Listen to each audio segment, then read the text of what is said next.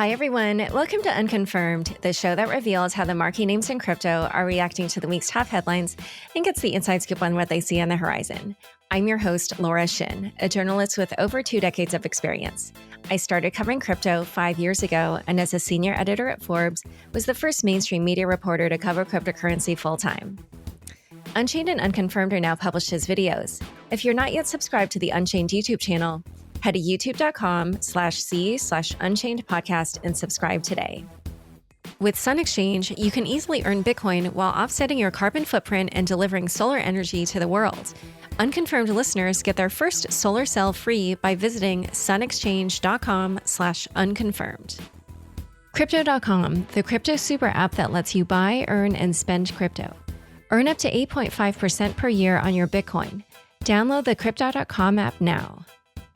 Today's guest is Michael Moro, Chief Executive Officer at Genesis. Welcome, Michael. Hi, Laura. Good to be here. Let's start with the big news this week. Tesla bought $1.5 billion worth of Bitcoin and also added Bitcoin as a form of payment. You started Genesis as the first digital asset trading desk all the way back in 2013, which was quite a different era in Bitcoin. And the industry back then looked quite different. And so I just wondered, given your experience in the trenches of this industry for so long, what would you say is the significance of Tesla, one of the biggest companies in the world, putting some of its reserves into Bitcoin? So you're right. We started the first OTC desk in Bitcoin back in 2013. So call it, 8 years ago now. If you were to say, hey, Tesla or any company like that would be putting Bitcoin onto their corporate balance sheet back then, I don't think I would have believed you, right? You think about trading firms, you think about asset managers and hedge funds, corporates, that wasn't sort of a target audience, certainly at the time. But I'm excited to kind of talk about this because the Tesla thing is a result, right? It's a buildup and an evolution of the asset class, as well as kind of the market infrastructure, which led to Tesla's investment on Bitcoin that got announced this week. And so it's certainly come a tremendous, evolution and progress within the ecosystem. And the exciting thing about it is, yes, it's great. Elon Musk and Tesla and $1.5 billion, big number. This is just the beginning, right? I'd love to kind of chat about all of that today. Yeah, so your company actually has a new offering that relates directly to this news. But before we do that, why don't we just give the audience an overview of what products and services Genesis has been offering over this time? So as I mentioned, we started our Bitcoin trading desk in 2013, really kind of catering towards high net worth individuals and whatever sort of adventurous institutional accounts wanted to buy Bitcoin back in 2013. And this is when the price of Bitcoin was around $80. And, for us, we said, hey, there's no block trading in Bitcoin really kind of happening. And the only real exchanges that had volume were Mt. Gox and Bitstamp, right? That was pretty much the only two that were around at the time. And we said, okay, if Bitcoin is to be an institutional asset class, we were a broker dealer. So we had sort of the regulatory oversight from SEC and FINRA. Let's be the broker dealer in Bitcoin. Let's be the trusted, regulated counterparty and try to get as many of kind of the hedge funds and institutions and high net worth guys to kind of get involved, right? So, we started it knowing that hey, maybe Bitcoin goes to zero. And I know we still talk about that today as a possibility, even though every day that, Bitcoin doesn't go to zero, it becomes less likely that it does. But back then, that was a real thing, right? The possibility of an $80 Bitcoin going to zero was far greater than what it is today. And frankly, Mt. Gox happened, right? Less than a year after we launched the desk. And so, and we're like, oh, maybe this is it. Maybe this is kind of the Bitcoin going to zero moment after kind of the big hack. But over time, trading was really what we focused on. We said, hey, let's try to build some holders. Let's kind of transition Bitcoin from the early guys, right, into the real early guys, and saying, okay, let's kind of help facilitate that transaction. But OTC trading was all we did, right? In from 2013 to 2018, really. And why? Because the market wasn't ready for anything else. For us to try to build kind of the traditional institutional market infrastructure in Bitcoin in 2014, 15, 16, and anything else other than block trading would have been premature. 2017 changed the game. The last kind of the bull market, really, yes, it was retail focused, and we saw a lot of the kind of the ICOs and whatnot, but it really kind of raised press awareness. It certainly raised attention of GPs at hedge funds, and who really kind of took notice of kind of crypto as an asset class really for the first time and got involved personally.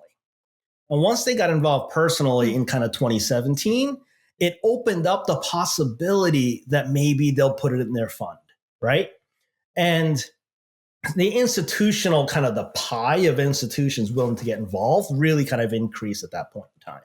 So then we launched our lending business in 2018. That was really a function because, hey, now there are more institutions getting involved. Maybe people would want to hedge.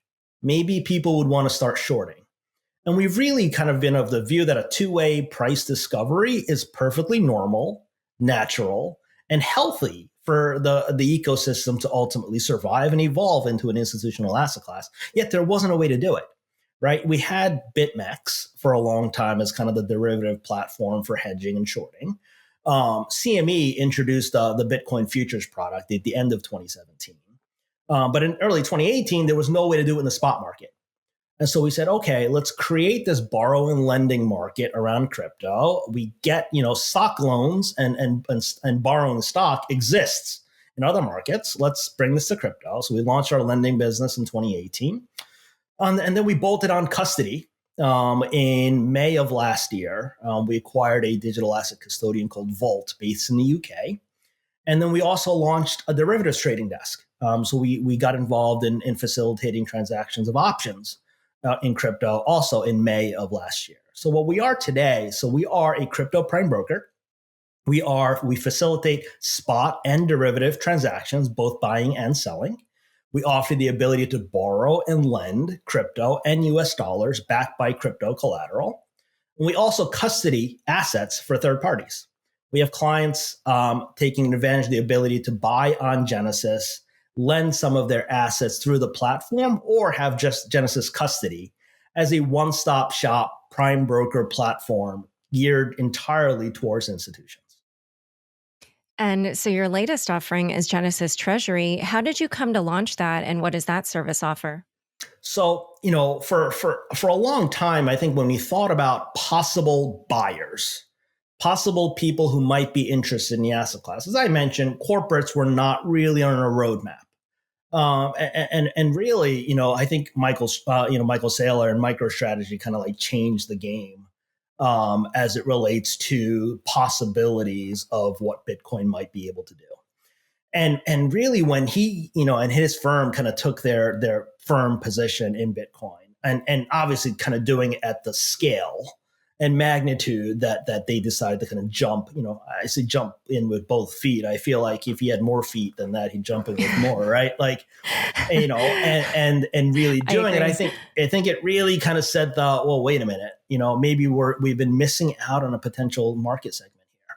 Maybe we've been, too narrow in thinking about who could do this, who could own this. And so we said, okay, let's start targeting this. Let's say, hey, if you're a corporate CEO, CFO, or treasurer, now there's this idea around Bitcoin as a corporate treasury asset is a thing. It is happening, and it should be on your radar, because if you don't, other people will. And to date, the market has given you credit. The stock market has rewarded you for having Bitcoin on your balance sheet or having some sort of Bitcoin or blockchain play as part of your product and services, and said, okay, let us be the one to educate you. Let us be the one to tell you how all of this works. The trading and the custody aspect, yes, of course.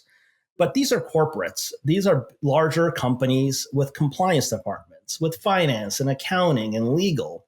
Let us hold your hand. Let us explain to you everything you need to know and really kind of pass on all of the knowledge that we've gained in our 8 years of doing this to help you allocate some percentage of your corporate treasury into Bitcoin. I think that's what this offering, kind of this effort is really all about. All right, so we're going to talk a little bit more about corporate interest in Bitcoin, but first a quick word from the sponsors who make this show possible. Crypto.com, the crypto super app that lets you buy, earn, and spend crypto, all in one place. Earn up to 8.5% per year on your BTC. Download the Crypto.com app now to see the interest rates you could be earning on BTC and more than 20 other coins. Once in the app, you can apply for the Crypto.com Metal Card, which pays you up to 8% cash back instantly. Reserve yours now in the Crypto.com app. Back to my conversation with Michael Moro. So what was so interesting about the story that you told is I actually thought you were going to say that you started getting more queries, but it was more like proactive from your end. But then would you say that with all this news that, this interest has picked up? And if so, what has that looked like inside of Genesis? I think the beauty of Bitcoin really, and I'm reminded of this all the time, is that we're a New York based company. With a lot of kind of, and primarily our trading clients on the spot side are sort of US based. So we tend to really have this US based lens when we kind of look through various market opportunities. What's been fascinating about this effort is as we were thinking about launching our marketing effort around treasuries, to your point, we were getting simultaneous inbound requests. And the inbound requests from corporates were international. We were getting interest in saying, okay, yes, I get what Michael Saylor and Microstrategy have done, but I can do this if I'm sitting in Latin America. I can do this if I'm sitting in Southeast Asia, right? The corporate equivalents of Wences Casares or something. Absolutely. Because there's kind of the patient zero, right? In the corporate world and kind of the Michael Saylors, and said, I subscribe, I believe, that makes sense to me. And yes, I can sit, somewhere around the world and do this. And so what we realized was kind of the opportunity is really global, and it's not really industry specific, right? Any level of company, public or private, have the ability to do it.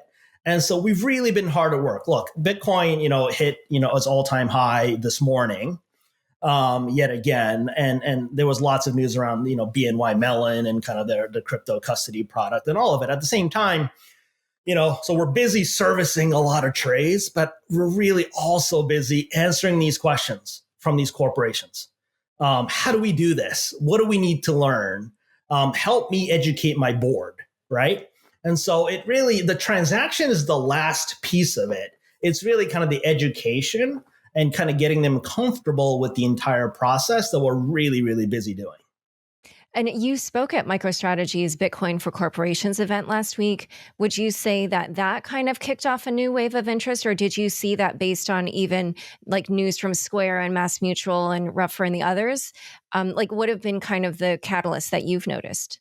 It's interesting. So the inbound requests and kind of the corporations we've been working with preceded the Microstrategy event. However, at the same time, the Bitcoin for Corporation event really kind of allowed people to appreciate is kind of the Bitcoin as collateral narrative. And what I mean by that is we launched our lending business 3 years ago. And a big portion of our current lending business is folks that are posting their Bitcoin that they've purchased as collateral and borrowing US dollars against it. And the idea that Bitcoin is good collateral is new. Certainly, as treasurers and CFOs are getting up to speed on Bitcoin in the asset class, I think a part of them are like, okay, great. Let's say I lock up whatever, 5, 10, 20% of my corporate treasury reserves in Bitcoin. Let's say I do it. What if I have US dollar expenditures? What if I have to tap into my treasury to meet some expense or to do something else related to corporate development? Do I have to sell my Bitcoin?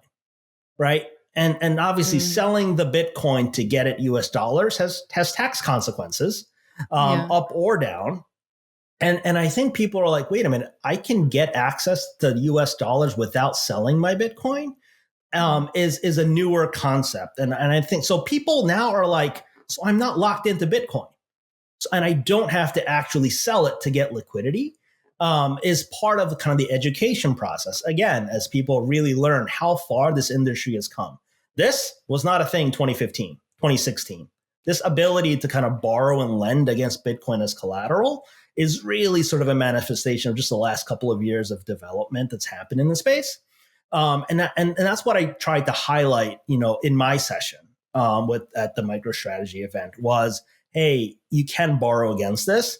And arguably, Bitcoin is the best collateral in the world for anything, being that it trades 24 hours a day, 7 days a week, and it trades billions and billions of dollars every day. And what other asset can you get liquidity on at 3 a.m. on a Sunday morning, right? You can't, right. except in Bitcoin. So I totally understand everything you're saying. I can imagine there would be this demand. I just wonder how the conversations would be different if it were kind of like, right after what looked like to be some kind of peak. Because, we've all seen Bitcoin tends to trade, of course, in this upward trend, but there have been times when it's probably been trading below what its value probably is, and then above also, what its value probably is. And so what do you imagine a conversation would be like with a corporation at that time? Would it simply be that, the ratio of any loans they might take out has to be within a certain range, or that, what they put in a Bitcoin should not be money that they would want to touch for X number of time period or whatever? I think all of the kind of the volatility market risk related to kind of putting Bitcoin in their balance sheet is also part of the education process, right? Microstrategy went kind of like full bore 100% of their corporate treasury and took out debt on top to go buy more Bitcoin, right? That's on one hand. However, their timing is so good that this is, probably not going to be an issue for them. But anyway. It's probably right. But at the time, that's a significant risk as a publicly traded company to be able to do. Right. And then on the other hand, you had Square that I think put 1%, right, of kind of their corporate treasury into Bitcoin. So, and there you go. You have 1% to 100%. There's now a full spectrum of possibilities. And I think within that band, a company is able to figure out what level of participation in Bitcoin is comfortable for their risk appetite, right? And to kind of be able to deal with the volatility. And two, as it relates to the loan to value question as related to the loans, yes, your loan to value absolutely matters, which is why for us, we are certainly lending at, over collateralized to Genesis. So folks are posting more in Bitcoin as collateral than they are getting in dollars in the loan. And there's, obviously margin calls should the price of Bitcoin fall, meaning the price of the collateral falls within a certain band, and they'll be posting additional collateral to Genesis. At the same time, LTV also affects the interest rate, right? The more they're putting as Bitcoin in collateral, the less risky a loan it is, certainly to the Genesis. And so we were able to offer a lower interest rate for the client to be able to do with their US dollars. So ultimately, there is an LTV conversation to be had, and there's certainly benefits to posting more Bitcoins and kind of be able to enjoy that US dollar at a lower rate. But frankly, what else are you doing with your Bitcoins, right? It's sitting in cold storage in some facility. And so this is a way for them to be able to put some of that Bitcoin to work. And another issue that publicly traded companies holding Bitcoin will have to deal with, and so this is from my understanding, so please correct me if I'm wrong about any of this, but with GAAP accounting rules, the value of the Bitcoins by the end of the quarter will be determined by the lowest value at which they were traded in the quarter.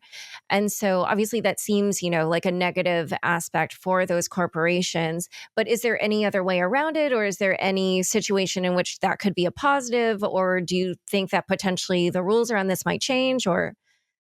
Yeah, I think you're referring to kind of the lower of cost or market as kind of the accounting methodology within GAAP to account for Bitcoin as an intangible on your balance sheet. And frankly, you have to do it this way as a corporation because investing in Bitcoin is not their core business, right? If it was their core business, then accounting treatment would be different. But for this, they have other business lines in fintech or tech or IT related businesses. And certainly GAAP accounting kind of gets companies to react that way. It's good in a way because, most of these companies are not playing this for the short-term gain, right? You book the asset on your books. And certainly if it trades down, GAAP accounting forces you to kind of recognize the unrealized loss. And kind of book it that way. But if price appreciates, the highest you can book it at is the price you paid for the asset. And you can't really realize the benefit of it until you are either selling it and kind of realizing the ultimate gain. Accounting itself, I don't think actually drives the reason for an investment decision. And it certainly shouldn't be the reason why you do anything. It's kind of either favorable or unfavorable accounting treatment. Ultimately, these companies have conviction. These companies are willing to put, especially these publicly traded companies are putting shareholder value money into work in Bitcoin, have to have that certain level of conviction. So yes, the accounting is kind of the temporary, what does it look like on your balance sheet? But the ultimate reason to do it is much greater than that, is kind of the idea around, hey, we really kind of believe in Bitcoin and this is a long-term hold play. And so I don't really kind of need to mark to market my intangibles all the time to kind of appreciate, to show what, how smart an investment it was that we made. Yeah, that makes sense. Yeah, for any shareholder who would freak out about that, then they probably don't understand the value proposition of Bitcoin. So, all right. Well, so I wondered, from your institutional niche within Bitcoin, what do you expect to happen over the next year?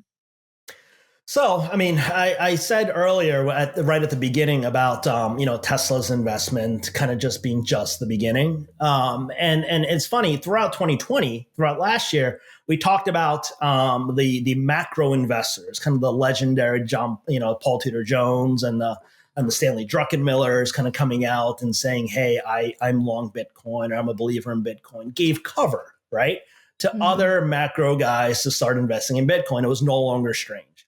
And I really do think kind of the Elon Musk and Jack Dorsey coming out and saying, but put Bitcoin on the balance sheet, gives corporates cover to do just the same. And frankly, it's funny. Now the media narrative is, why aren't you putting Bitcoin on your balance sheet, CFO? It's turned around so much so that like every interview right now that's happening, that question gets asked. And so I fully expect companies to continue to do this. And as I said earlier, the phenomenon is global. This isn't just a U.S. only thing. I think we'll continue to see the corporates kind of putting Bitcoin onto their treasury, especially in countries where their fiat value is kind of depreciating much, much faster than just kind of holding the U.S. dollar. Yeah, I expect the same. I actually honestly saw a few mainstream stories going the other direction, and I was like, I don't think you're talking to the right people because they don't know what's going on.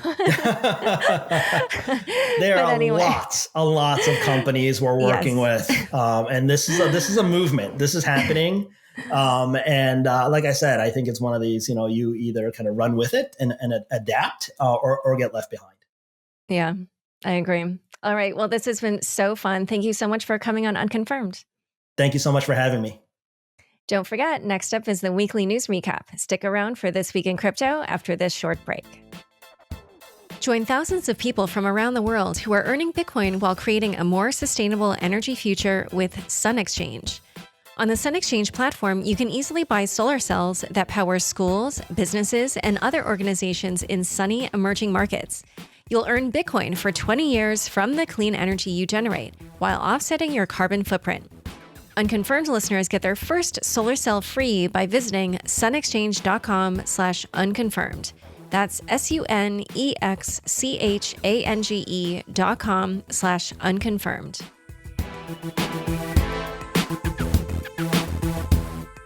Thanks for tuning in to this week's news recap. First headline: big banks and credit card giants continue swiping right on crypto. Bank of New York Mellon, the nation's oldest bank and a custodian of $41 trillion in assets, is making a move into crypto. According to the Wall Street Journal, The bank will hold, transfer, and issue Bitcoin and other cryptos on behalf of its clients. Quote, "We are starting with the anchor in this space, which is custody," Mike Dempsey, head of advanced solutions at BNY Mellon, told CoinDesk.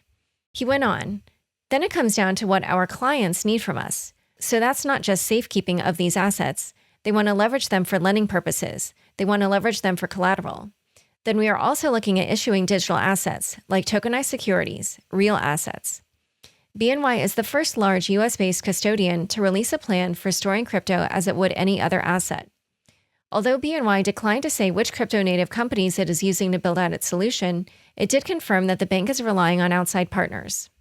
MasterCard announced it will offer its merchants the option to receive payments in select cryptocurrencies later this year. The company philosophy towards cryptocurrency is simple. Quote, "It's about choice," MasterCard Vice President for Blockchain and Digital Asset Products, Raj Damodaran, wrote in a blog post. MasterCard is not attempting to pressure consumers or businesses into using crypto, he said. Rather, they are here to, quote, "enable customers, merchants, and businesses to move digital value however they want." Damodaran later highlighted the 4 key items MasterCard is seeking in its crypto asset selection process: consumer protection, strict compliance protocols, adherence to local laws, and consumer demand. According to CoinDesk, MasterCard has previously interacted with crypto through partnerships with WireX and Uphold, but those programs were only for payments, not settlements. This will be the first time MasterCard will be accepting crypto payments without converting it to fiat for merchants. Next headline. As ETH futures launch, analysts say Ethereum's future looks bright.